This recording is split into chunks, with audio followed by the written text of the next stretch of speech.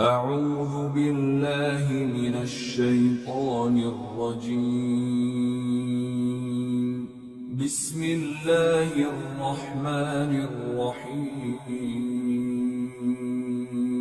سورة الأعراف آیت نمبر 149. ولما سقط في أيديهم ورأوا أنهم قد ضلوا قالوا لئن لم يرحمنا ربنا ويغفر لنا لنكونن من الخاسرين.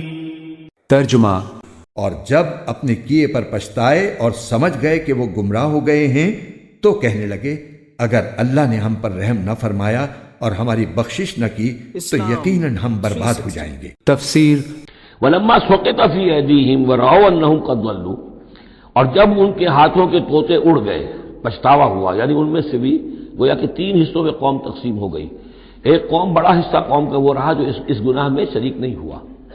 ایک حصہ وہ تھا کہ جو کچھ دیر کے لیے شریک رہا لیکن فوراً ہوش میں آ گیا بعد میں. تیسرا حصہ وہ تھا جو حضرت موسیٰ علیہ السلام کی واپسی تک اس پر اڑا رہا، جازم رہا. تو یہاں اس درمیانی طبقے کا ذکر ہو رہا ہے.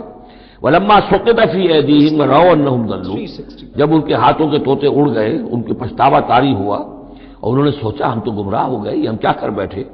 قالوا لئن لم یرحمنا ربنا، انہوں نے کہا کہ اگر ہمارے رب نے ہم پر رحم نہ فرمایا ویغفر لنا، اور اگر ہمیں بخش نہ دیا، لنکونن من الخاسرین، تو ہم تو ہو جائیں گے بہت خسارے والوں میں سے. آیت نمبر 150. ولما رجع موسى إلى قومه غضبان أسفا قال بئس ما خلفتموني من بعدي أعجلتم أمر ربكم وألقى الألواح وأخذ برأس أخيه يجره إليه قال ابن إن القوم استضعفوني وكادوا يقتلونني فلا تشمت بي الأعداء ولا تجعلني مع القوم الظالمين. ترجمہ: اور جب موسیٰ غصے اور رنج میں بھرے ہوئے اپنی قوم کے پاس آئے تو انہوں نے کہا تم نے میرے بعد میری کتنی بری نمائندگی کی. کیا تم نے اتنی جلد بازی سے کام لیا کہ اپنے رب کے حکم کا بھی انتظار نہیں کیا؟ اور یہ کہہ کر انہوں نے تختیاں پھینک دی اور اپنے بھائی ہارون علیہ السلام کا سر پکڑ کر ان کو اپنی طرف کھینچنے لگے. وہ بولے اے میری ماں کے بیٹے، یقین جانیے کہ ان لوگوں نے مجھے کمزور سمجھا اور قریب تھا کہ مجھے قتل ہی کر دیتے. اب آپ دشمنوں کو مجھ پر ہنسنے کا موقع نہ دیجیے اور مجھے ان ظالم لوگوں میں شمار نہ کیجیے. تفسیر: ولما رجع موسیٰ الی قومہ غضبان اسفا، تو جب موسیٰ لوٹے اپنی قوم کے پاس غضبان اسف، نہایت غضبناک. حضرت موسیٰ علیہ السلام کا مزاج بھی جلالی تھا، پھر یہ کہ اتنی بڑی گمراہی، اور یہ اللہ تعالیٰ نے کوہ طور ہی پر بتا دیا تھا کہ تمہاری قوم پیچھے فتنے میں پڑ چکی ہے اور وہ گمراہ ہو چکی ہے. تو وہاں سے آئے ہی ہیں تو غضبناک تھے. غضبان اسفا، نہایت افسوس میں بھی اور سخت غضبناک. قال بئس ما خلفتمونی من بعدی، یہ خطاب حضرت ہارون سے بھی ہو سکتا ہے اور اپنی پوری قوم سے بھی ہو سکتا ہے. بری ہے میری نیابت جو تم نے کی ہے میرے بعد. عاجلتم امر ربکم، تم نے اپنے رب کے معاملے کے اندر جلدی کی. میرا انتظار کرتے، اگر اس نے کچھ بنا ہی دیا تھا، کوئی شوبدہ دکھایا تھا، میرے آنے تک انتظار کر لیتے، میں تمہیں بتاتا اس کی حقیقت کیا ہے. وَأَلْقَى الْأَلْوَاحَ، اور انہوں نے وہ جو تختیاں لے کر آئے تھے کوہ طور سے، تورات والی، وہ تو ایک طرف ڈال دی. وَأَخَذَ بِرَأْسِ أَخِيهِ يَجُرُّهُ إِلَيْهِ، اور غضبناک ہو کر اپنے بھائی حضرت ہارون علیہ السلام کا سر کے بال پکڑ لیے اور اپنی طرف کھینچا غصے میں. یہ تم نے کیا کیا میرے پیچھے؟ یہ میں تمہیں خلیفہ بنا کر گیا تھا. قال ابن انہوں نے کہا اے میرے ماں جائے، اے میرے ماں کے بیٹے، ان القوم استضعفونی، قوم نے مجھے دبا لیا تھا، مجھے بے بس کر دیا تھا. وَقَادُوا يَقْتُلُونَنِي، اور وہ تو میرے قتل پر آمادہ ہو گئے تھے. میں نے انہیں روکا، میں نے منع کیا، لیکن وہ اس درجے اس معاملے کے اندر آگے بڑھ گئے تھے. قَادُوا يَقْتُلُونَنِي، وہ تو مجھے قتل کرنے پر آمادہ تھے. فَلَا تُشْمِتْ بِي الْأَعْدَاءَ، تو دیکھیں اب مجھ پر آپ دشمنوں کو ہنسنے کا موقع نہ دیں. ایک تو آپ کے پیچھے انہوں نے مجھے دبایا، میری توہین کی، مجھے قتل کرنے تک پر آمادہ ہو گئے. اب وہ دیکھیں گے کہ موسیٰ بھی آئے ہیں تو میرے بال آپ پکڑ کر کھینچ رہے ہیں اور میری توہین کر رہے ہیں، تو اس پر تو دشمن اور ہنسے گا.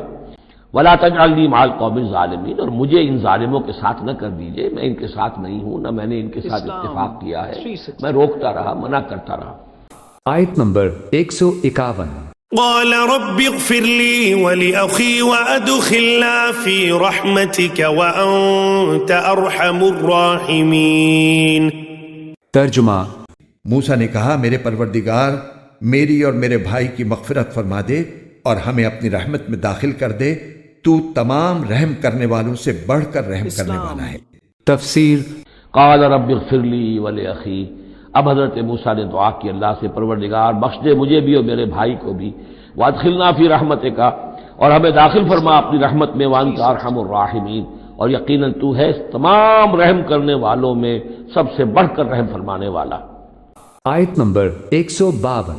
إن الذين اتخذوا العجل سينالهم غضب من ربهم وذلة في الحياة الدنيا وكذلك نجزي المفترين۔ ترجمہ، اللہ نے فرمایا جن لوگوں نے بچڑے کو معبود بنایا ہے ان پر جلد ہی ان کے رب کا غضب اور دنیاوی زندگی ہی میں ذلت آ پڑے گی۔ جو لوگ افترا پردازی کرتے ہیں ان کو ہم اسی طرح سزا دیتی ہیں۔ تفسیر۔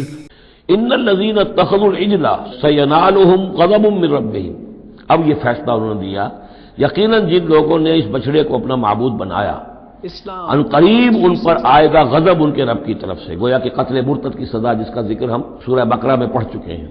وذلۃ فی الحیات الدنیا، دنیا میں ذلت بھی آئے گی، وکذالک نجزی المفترین، اور اسی طریقے سے بہتان باندھنے والوں کو، جھوٹ گھڑنے والوں کو ہم جزا دیتے ہیں۔ آیت نمبر 153۔ والذين عملوا السيئات ثم تابوا من بعدها وآمنوا إن ربك من بعدها لغفور رحيم۔ ترجمہ، اور جو لوگ برے کام کر گزریں پھر ان کے بعد توبہ کر لیں اور ایمان لے آئیں تو تمہارا رب اس توبہ کے بعد ان کے لیے بہت بخشنے والا، بڑا مہربان ہے۔ تفسیر۔ والذین عملوا السیئات ثم تابوا من بعدها وآمنوا، البتہ جن لوگوں نے کچھ دیر کے لیے یہ غلط کام کیا تھا لیکن پھر وہ توبہ کر لی انہوں نے، من بعدها اس کے بعد، وآمنوا اور ایمان لے آئے، ان ربک من بعدها لغفور رحیم، تو یقیناً اس کے بعد آپ کا رب جو ہے غفور الرحیم ہے۔